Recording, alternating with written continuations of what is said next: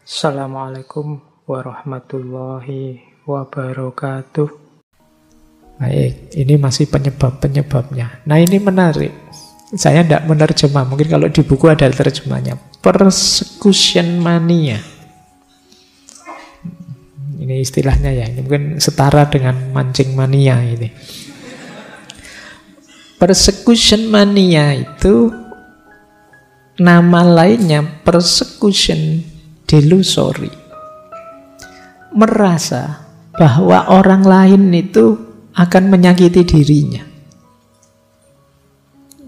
Jadi merasa bahwa orang itu cenderung mempersekusi dirinya. Mempersekusi dirinya. Kalau ada orang ngomong dia, mesti ngomong aku itu, mesti ngomong aku. Itu persecution mania. Mesti bohong itu kalau sama saya mesti. Jadi selalu merasa dikejar-kejar orang lain yang ingin menyakiti dia. Ya tentu saja kalau kita punya mindset seperti ini kita tidak akan bahagia. Biasanya pikiran seperti ini membuat kita pasang kuda-kuda terus. Kadang-kadang lebih agresif. Sebelum saya disakiti tak sakiti dulu saja. Nah, jadi ini juga membuat orang tidak bahagia. Kata Russell, ada indikasi orang yang merasa seperti ini itu dia merasa aku itu orang baik, yang tidak baik itu orang lain padaku. Kita merasa orang lain itu mesti iri padaku, orang lain itu mesti senang lihat saya celaka. Itu pikirannya begitu terus. Dia lupa bahwa kadang-kadang kita juga begitu jahat sama orang lain.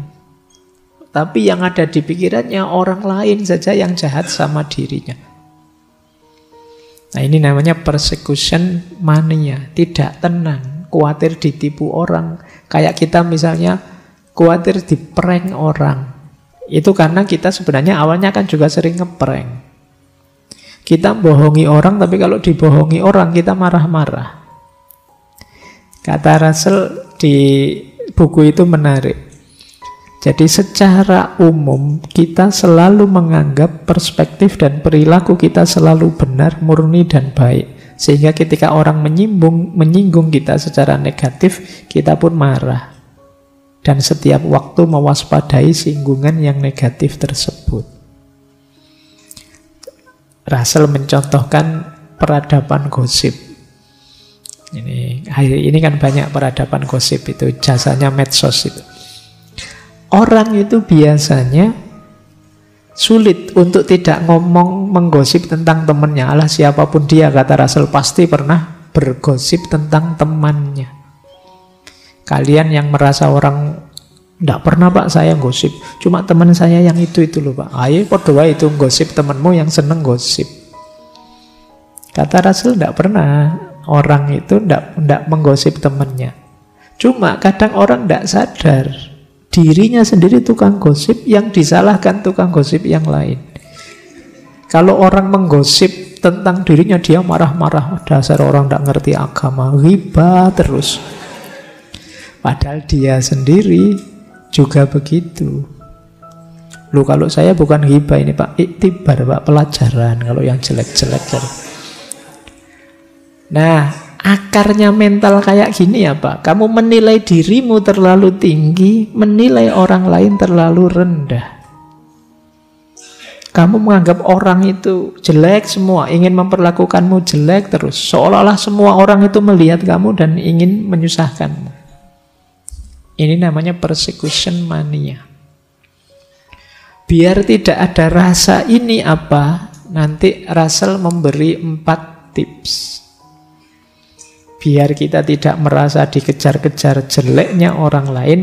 Yang pertama apa kata Russell? Ingatlah bahwa kita itu tidak sebaik, tidak semurni seperti bayangan kita. Kita juga ada jeleknya. Kita akan sering merasa, aku itu yang benar, aku itu yang lurus, aku itu yang putih, yang hebat, yang murni. Enggak kok, kita juga ada jeleknya. Jangan merasa terlalu putih, terlalu baik. Enggak, kita juga banyak jeleknya. Ini membuat kita tidak memvaluasi diri kita terlalu tinggi. Yang kedua apa? Iya kita punya kelebihan, tapi ya jangan dilebih-lebihkan. Itu membuat kita terlalu tinggi menilai diri kita sendiri. Jadi dua yang pertama ini penting untuk kita tidak terlalu tinggi menilai diri. Yang ketiga, jangan dikira orang lain memperhatikan engkau sebagaimana engkau memperhatikan dirimu. Ya contoh sederhana ya, kadang-kadang kalau kita jalan misalnya di gang, terus di pinggir jalan ada orang duduk, itu kan rasanya orang itu nonton kita semua, menatap kita semua. Wah, kamu merasa kayak orang diperhatikan gitu. Padahal yang duduk di pinggir jalan cuek-cuek saja. Tapi rasa kita begitu. Kita itu cenderung merasa orang paling penting, paling diperhatikan. Siapapun dia merasa begitu, seolah-olah dunia itu muternya di sekitar kita saja. Nah, dinasehati oleh Russell, ayo kita ingat-ingat bahwa kita tidak sepenting itu. Orang lain mungkin ngomentari kita, tapi mereka tidak akan memperhatikan kita. Biasanya habis komentar ya sudah. Anggap saja orang gosip, bareng-bareng ngobrol. Setelah gosip selesai pulang, ya mikir masalahnya sendiri-sendiri masing-masing. Tidak mungkin dia mikir kita terus. Itu loh. Teman kita itu loh ya, tiap hari bolos saja misalnya.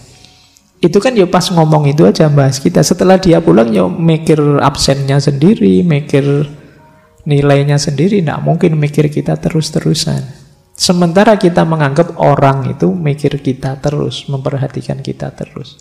Itu yang justru membuat kita tidak bahagia. Yakinlah bahwa meskipun mungkin kita dianggap penting oleh orang lain tetap akan lebih fokus pada masalahnya sendiri. Ngurusi dirinya sendiri yang nomor satu. Jadi ya sepeduli-pedulinya kalian pada temanmu kan tetap kamu mikir dirimu sendiri dulu. Nah ini yang harus kita ingat-ingat biar kita tidak kegeeran seolah-olah semua orang memperhatikan kita. Terus baru kita tegaskan jangan dikira orang itu sangat memikirkan kita untuk menyakiti kita. Tidak lah. Kayak tadi menganggap wah ini orang iri mesti sama saya ya. Tidak. Mikirnya tidak harus begitu. Orang itu misalnya kita tersakiti, kadang-kadang mungkin secara tidak sengaja saja. Yo kayak kalian kalau gosip itu loh kan. Kalau orang yang digosipi datang kan terus cepat-cepat berhenti. Yang digosipkan datang. Jadi karena memang tidak terlalu penting juga. Makanya terus ganti tema. Jadi sementara kita yang merasa kegeeran, merasa penting, merasa tinggi, jadi terus sangat tersinggung, sangat marah, dan lain sebagainya. Jadi demi kenyamanan kita sendiri, demi kebahagiaan kita, ayo kita hindari mindset persecution mania. Merasa orang ingin menzolimi kita semua, ndak akan ke situ. Yakinlah bahwa sepenting apapun kita bagi orang lain, dia tetap mendahulukan problem dan masalahnya sendiri, bukan kita. Ini biar kita lebih tenang. Ini yang kata Russell, persecution mania. Lanjut. Wah, masih ada lagi. Ini masih satu babak. Tidak bahagia lagi kalau kita serba takut pada opini publik. Takut dikomentari orang banyak. Kunci ketidakbahagiaan adalah terlalu peduli pada orang lain yang orang lain pikirkan tentang kita.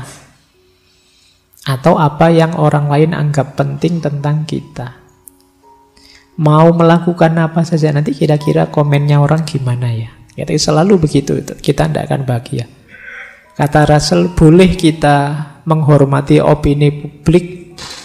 Syaratnya dua, untuk menghindari kelaparan dan menghindari biar tidak dipenjara, itu baru kita perhatikan komentarnya orang.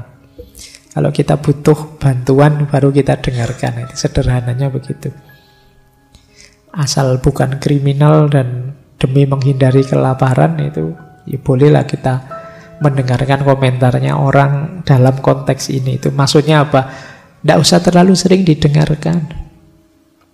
Karena orang itu komen itu ya sak komen-komennya. Suka-suka dia. Oh, apalagi sekarang peradaban medsos. Jadi komen itu bisa sak kapoke. Video 1 menit, komentarnya bisa 2 rim itu kalau di print. Ratusan, kadang ribuan. Itu peradaban komen. Kalau kita terlalu peduli opini publik, bisa saja kita tidak ngapa-ngapain. Kalian misalnya, satu kamar, kos-kosan, berempat misalnya.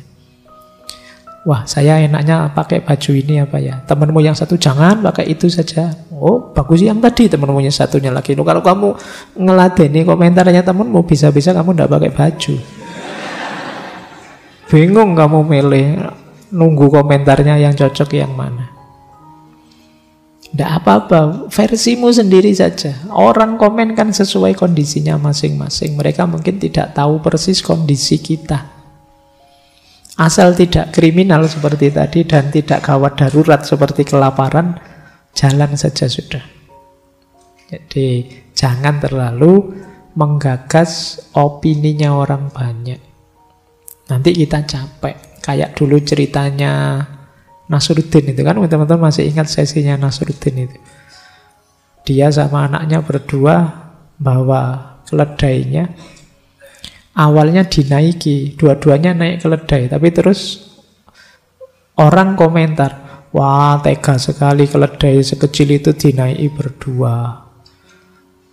Terus, oh kalau gitu terlalu berat, kamu yang turun nak, anaknya turun dulu, yang nonton, Nasruddin di atas. Ah, orang komen, orang tua ndak tahu diri, anaknya disuruh jalan dia naik, ndak sayang bos sama anaknya. Wah, akhirnya ganti anak kamu yang naik nak, bapak yang jalan. Nanti terus yang lain komentar lagi, dia jalan, wah anak durhaka itu, orang tua disuruh jalan. Akhirnya wah semuanya salah nak, ayo kita turun saja, dituntun saja keledainya, dituntun keledainya. Itu pun orang komentar, aduh orang bodoh bawa keledai kok jalan kaki, itu gimana? Bingung mereka, saking jengkelnya. Sekarang gini aja nak, ayo keledainya saja yang kita junjung berdua. Itu karena mengikuti opini publik.